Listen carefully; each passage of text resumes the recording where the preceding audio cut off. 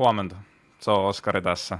Mä en oo monen vuoteen tehnyt suomenkieleksi YouTube-videoa, mutta tuli yhtäkkiä viime viikolla semmonen hinku, että vois alkaa tykittää, mutta se mikä oli varma oli se, että mä en jaksa editoida, mä en jaksa käyttää aikaa minkäännäköiseen jälkikäsittelyyn, tekee mieli vaan niin dokumentoida jotain asioita, mitkä kiinnostaa tällä hetkellä, niin sitä mä lähden tekemään one shot, one take videoita, niin kiinnostuneet joutuu vähän kahlaa näitä läpi ja kestää mun sönkötyksiä, että löytää näistä jotain arvoa, mutta se mikä oma ajatus on nyt ollut, että mä lähden vähän niin kuin semmoista henkko tradeaus kryptodegen aktiviteettia täällä jakeleen, koska mä uskon, että asiasta ja alasta kiinnostuneet voi saada niistä jotain lisäarvoa tai ainakin niin kuin inspiroitua siitä, että millaista settiä täällä voi niin kuin omalla sijoitustoiminnalla tehdä, josta voisi poikia jotain tuloksia, koska päivätasollahan on myös siis rakentamassa semmoista institutionaalista data-alustaa nimeltä Token Terminal, jos me keskitytään niin kuin hyvin sofistikoituneiden sijoitusasiakkaiden niin kuin datatarpeisiin ja rakennetaan semmoista aika ammattimaista tuotetta, niin duuni pyörii semmoisen tosi ammattimaisella otteella niin kuin kryptoalalla. Koulutan ihmisiä ymmärtää, että mistä tämä ala fundamenteista ja muista on kyse.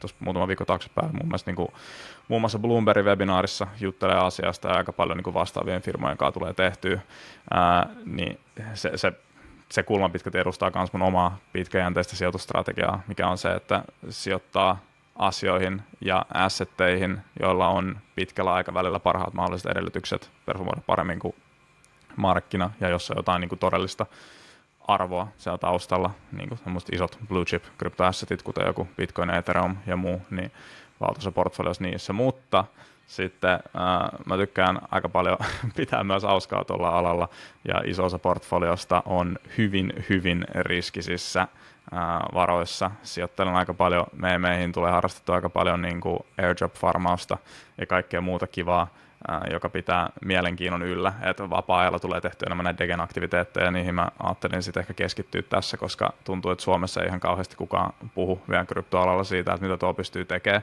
mutta ihan pelkästään tässä niin kuin alkuvuodenkin aikana on airdrop-farmauksella printannut jonkun opettajan palkan tuossa aika pienellä aktiviteetilla, periaatteessa sijoitus, eli transaktiokulut, mitä mä siihen käytin, joissain satasissa, eli riskituottoisuudet tuommoisissa hommissa on kohdallaan, enemmän siihen menee vaan niin kuin omaa aikaa, ja jotta perehtyy siihen, että niin kun, mistä tässä on kyse ja mitä pystyy saamaan aikaiseksi, mutta ilman mitään sen tarkempaa niin kuin runkoa tai struktuuria tällekään videolle, mä ajattelin vaan lähteä juttelemaan siitä, että mitä niin kuin airdrop-farmaaminen on, ja jos jotain ihmisiä kiinnostaa, niin mä oon varmaan joku Telegram-ryhmän tai muu, missä voi jutella näistä asioista yksityiskohtaisemmin tai niin kuin jakaa tietoa puolin ja toisin, koska tuntuu, että vähän niin kuin Suomessa vähänlaisesti tämmöisiä degen kryptoyhteisöjä, niin mielellään pistän sellaista kasaa itse, koska tulee kuitenkin näiden asioiden parissa painittua aamusta iltaa, ja tuo on aika hauskaa.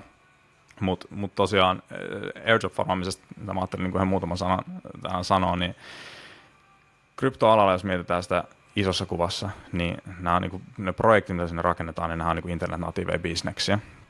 Ja sen sijaan, että ne launchataan niin kuin oikeassa maailmassa, niin ne launchataan lohkoketjun päällä, right? Niin se yksi lohkoketjun ja ylipäätään tuon ekosysteemin niin kuin ominaisuuksista on se, että aika paljon niistä projekteista on niin kuin käyttäjien omistamia ja pyörittämiä. Right? Ne siellä ei ole pelkästään perusteita sijoittajia, jotka omistaa ne, vaan kun joku uusi projekti launchaa, niin ne haluaa niiden aikaisia käyttäjiä ja niitä ihmisiä, jotka on niin kuin uskonut siihen tuotteeseen ja auttanut kehittää sitä tuotetta niin kuin palkita. Niin silloin, kun sitten nämä projektit launchaa niin kuin tokenin, eli käytännössä niin kuin listautuu lohkoketjun päällä, niin aika iso osa tästä tokenista yleensä sitten jaetaan yhteisölle. Right? Ja mä voisin jakaa mun näyttää esimerkiksi tuosta niin kuin viimeisimmän dropin, mikä tapahtui, niin Wormhole, jos ei ole yhtään tuttu, niin se on semmoinen niin interoperability-protokolla, joka siis käytännössä yhdistää eri lohkoketjuja. Voi tehdä transaktioita, siirtää varoja lohkoketjusta A lohkoketjun B ja monien eri paikkojen välillä. Se on ollut aika pitkään olemassa, niillä on mielenkiintoinen tarina, mutta ne just tuossa viime kuussa droppasi niiden tokenin, joka, koska Wormhole on aika iso protokolla, niin itse asiassa alkoi vaihtaa semmoisen jollain 13 miljardin valuaatiolla. Ja jos katsoo näiden niin kuin, tätä jakaamaa, että miten ne jakoi sen tokenin, Ja tämä näkyy, että community and launch 17 pinnaa, koko niin kuin token kannasta, ecosystem and incubation 31 pinnaa koko token kannasta. Niin ihan valtava osa sitä liikkeelle laskettua tokenia, joka on tavallaan verrattavissa tämän niin kuin firman osakkeeseen, laitettiin niin kuin tämän projektin alkuvaiheen käyttäjille retroaktiivisesti, eli palkittiin niitä, jotka on kontribuoinut siihen, että tällä tuotteella on ollut jotain käyttöä ylipäätään. Eli käytännössä mitä tapahtuu on se, että viime kuussa, kun tyhjästä 617 miljoonan dollarin edestä dropattiin käyttäjille ja eri sijoittajille ja alan kontribuuttoreille näitä wormhole-tokeneita, joka on siis ihan valtava määrä. Ja itse tosta nimenomaisesta dropista, mä olin farmannut jollain 5 osoitteella, eli siis käyttänyt wormholein tuotetta, lähettänyt transaktioita eri chainien välillä, varmaan joku 4-5 kuukauden ajan, sillä kokonaisaikakäyttömäärä ehkä joku, 6 tuntia. Mä tein sitä 5 lompakolla, 3 lompakkoa osuu. Mä sain sieltä ehkä jonkun 12 tonnin edestä niin kuin noita W-tokeneita. Mä laskin ne transaktiokulut, mitä mä olin yhteensä käyttänyt, oli alle $100, niin ihan hyvä niin kuin riskituottosuhde myös ottaen huomioon sen ajan käytön.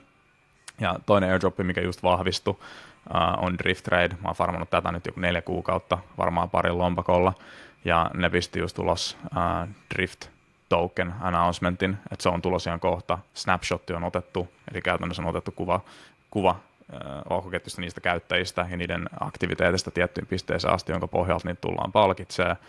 Ja tämä näyttää siltä, että Driftin tokeneita tulee noin miljardi liikkeelle, josta 10 pinnaa, eli noin niin kuin 100 miljoonaa tokenia laitetaan taas launchin yhteydessä niin kuin yhteisölle ja alkuvaiheen käyttäjille. Ja tämä Drift on niin kuin, perpetual spot trading deksi. Niin, ja sitten jos katsoo muita niin kuin, perp-deksejä tällä alalla, niin niiden valuaatiot istuu jossain miljardia 2 välissä. Niin periaatteessa jos ajatellaan, että täältä tulee miljardin max token supplylla, niin ajatellaan, että on niin kuin bullish-skenaario. Tai sanotaan, että se on niin kuin miljardin valuaatio, millä launchaan. Se tarkoittaa, että niin kuin 100 miljoonaa taas dropataan vaan käyttäjille launchin yhteydessä, josta toivottavasti itse saa taas jonkun kivan siivun. Ja on ihan valtavasti projekteja tällä hetkellä, jotka edelleen on ilman tokenia, ja koko ajan tulee uusia projekteja, koska kryptoala on ylipäätään niin aikaisessa vaiheessa. Muutama aika kova tällä hetkellä, josta paljon puhutaan, on niin kuin Layer Zero, joka on wormholein kaltainen interoperability-protokolla, ja pystyy taas tekemään transaktioita ja siirtää arvoa lohkoketjusta toiseen. Nämä on julkisesti luvannut, että niiden tokeni niin kuin launchataan ennen kesäkuun loppua, tai viimeinen päivä tehdä se on niin kuin kesäkuun loppu.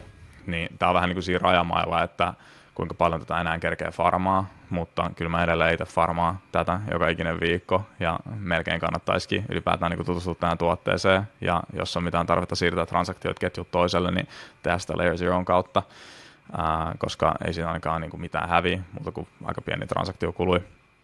Ja ZK Sync on toinen, jolla hyvin suurella todennäköisyydellä itse asiassa niin kuin snapshotista airdropia varten on jo otettu, mutta aina on mahdollista, koska ne on sitä julkisesti vielä ilmoittanut, että ZK Syncin pystyy puskemaan transaktiot läpi tai niin kuin ryhtyy nyt käyttäjäksi ja edelleen päästä mukaan niin kuin siihen early adopter community allocationiin sitten, kun nämä tokenit tulee. Että nämä ei ole julkisesti siitä hirveästi mitään speksejä laittanut, muuten kuin että ne on ilmoittanut, että protokollaa tullaan desentralisoimaan tokenin kautta ja alkuvaiheen yhteisöä tullaan palkitsemaan siitä. Niin Zcash-synkin kannattaa käydä todellakin kanssa puskea transaktioita läpi. Tämä on aika niinku todella sekavaa, ja mä käyn tätä hyvin nopeasti läpi sillä ylipäätään, että täällä on isoja projekteja, eli semmoisia, jotka tulee launchaan niinku useampien miljardien valuaatioilla, ja niistä tulee olemaan aina joku 5-20 pinnaa siitä launchista. Niistä tokeneista tulee allokoitu niin kuin yhteisölle, niin on niin kuin ihan valtavia tilaisuuksia niin kuin ottaa itselleen aika pienellä duunilla, että sä maksattaa joku tuleva etelämatka tai muu, ja se vaatii vaan niin kuin omaa aikaa ja kiinnostusta tutustua tähän alaan ja käyttää näitä projekteja, koska sitähän se on, sä oot käytännössä niin kuin beta-testaaja tällaisille projekteille, ja se mitä mä itse lähestyn tätä hommaa Mulla on aika ekstensiivinen Notion-sivu, missä mä seuraan kaikkea muomaa niin treidausaktiviteettia ja kaikki airdroppeja ja muuta. Niin mulla on käytännössä, mä mäppään tänne niin potentiaalisia airdroppeja vasemmanpuolisimpaa sarakkeeseen. Ja sitten mä kirjoitan niinku niiden airdroppien niinku speksit myös sit sinne alle, niin että mä tiedän mitä mä haluan farmaa. Ja sitten mä niinku mäppään vähän, että missä vaiheessa mä oon sitä farmausprosessia, mitä mä oon tehnyt, millä lompakoilla, niin että mä pysyn itse kärryillä, missä mä oon niinku farmannut omasta mielestä tarpeeksi, niin että mä en käytä niihin enää aikaa. Ja sitten mistä on niinku airdroppi tullut saatua vaikka alkuvuoden aikana. Tämä nyt tällä hetkellä on ihan ajan tasalla tai joku vanha kopio, koska mä en halua mun lompakko-osoitteita tai muita näyttää tässä nyt suoraan. Mutta isossa kuvassa airdrop-farmaaminen on helppoa tehdä, mutta se vaatii aika paljon järjestelmällisyyttä, jos sitä haluaa tehdä silleen useammalla lompakolla tai vähän ammattimaisemmalla otteella, mutta sitä kannattaa kyllä melkein tehdä, koska siitä pystyy saamaan ihan valtavasti hyötyä. Siinä ehkä tuommoinen nopea alustus siihen, että jos on yhtään kiinnostunut kryptoalasta tai tekee asioita niin kuin kryptojen parissa tai on tällä hetkellä varoja, jotka istuu vähän tyhjänä niin kuin jossain MetaMask-lompakossa tai mistä tahansa muussa lompakossa. On muuten aika paljon lompakoita, joilla ei vielä ole tokenia, muun muassa MetaMask, Phantom, Rabby ja muut. Farmaan niitä jokaista. Mutta niitä takaisin asiaan, niin jos jossain istuu varoja, jota on niin kuin valmis menettämään, koska kaikki rahat jo leikkii sijoitusinstrumenttien kanssa niin kuin pitää olla valmis menettämään, niin mä isosti suosittelen, että lähtee vähän selvittämään, millaisia mahdollisuuksia niin airdrop-farmaamisen kautta olisi, koska jos kryptot kiinnostaa, niin tekemään sitä, niin A, pääsee oppimaan ihan sikana eri protokollista, ja B, sulla on mahdollisuus niin kuin hyötyä sitten niiden niin kuin taloudellisesta kasvusta tai niin kuin arvostuksesta jossain vaiheessa tulevaisuudessa, niin se on aika win-win. Samalla kun oppii, niin pääsee mahdollisesti hyötyä jotain taloudellisestikin. Ja siinä ehkä kaikki pääsi tätä videoa varten, että vähän halusin vaan avata tuommoisen mahdollisuuden, esittää tuommoisen mahdollisuuden ihmisille, että jos yhtään kryptot kiinnostaa, niin toi on semmoinen osa-alue, mitä kannattaa tsiikaa, koska siinä on paljon hyötyä ja yksityiskohtaisempia ohjeita muita mä niin kuin mielellään jaan tai laitan kasaan kanssa suomen kielellä. Kun mä sanoin, mä luulen, että mä avaan Telegram-ryhmän, jos avaan, niin sen mä jaksan lisää noihin kommentteihin, niin voitte sieltä tulla jauhamaan ja kysyä lisää tai jakaa jotain omia airdrop-farmausvinkkejä. Ja jos tuntuu siitä, että on niin laajemminkin kiinnostusta tällaista asiaa kohtaan, mä luulen, että mä alan tykittämään tämmöisiä vähän rungottomia videoita vähän säännöllisempään tahtiin, aina kun mulla tulee jotain mieleen, niin sit mä saatan ehkä yrittää tehdä vähän jotain strukturoidumpiakin ohjeistuksia, jotain spesifejä protokollia tai airdrop-farmauksia varten, jos musta tuntuu siltä, että kiinnostusta on ja että voisi olla niin kohtuu suuret todennäköisyydet sille, että siellä olisi joku merkittävä airdrop-tulos, mutta sellaista. Että semmoisen peruspäivätyön ja muun saamisen ohella, niin aika paljon tulee käytettyä aikaa näihin airdrop-farmauksiin, eri protokollien tutkimiseen, uusien sijoitusmahdollisuuksien löytämiseen ja sitten myös ylipäätään niin kuin kryptokulttuurin tutkimiseen, että ymmärtää, mitkä meemit poppaa ja mitkä ei, koska nekin on oikeasti yllättävän legittejä sijoituskohteita niin kuin hyvänä pienellä osalla omaa portfolioa. Tämä on se disclaimerilla tietty, koska nämähän on ihan täyttä uhkapelaamista sit siinä vaiheessa, mutta ajattelin niistäkin ehkä jossain kohtaa jutella, koska mä oon rakentanut nyt ihan kohtalaisen kokoisia niin kuin meemisijoituspositioita myös, joka on ihan pirun hauskaa, niin sitä tämä ala on, mutta ei mulla oikein muuta. Mä haluaisin auttaa tube-videon, lähdin vaan rämpläämään random asioista kryptoihin liittyen, koska niiden parissa mä painin. Teen töitä aamusta iltaan ja yöhönkin. Pääsin englanniksi, niitä tuntuu vähän hassut puhua niistä suomeksi, mutta englanninkielinen markkina on vähän ruuhkainen tämän osalta ja siellä on vaikea löytää sitä informaatiota, niin ajattelin omalta osalta ottaa ehkä tätä suomi-jengiä saamaan paremmin näistä Degen-aktiviteeteista kiinni ja mahdollisesti hyötyä niistä. Mutta ei siinä, ei mun muut. Nähdään ensi kerran.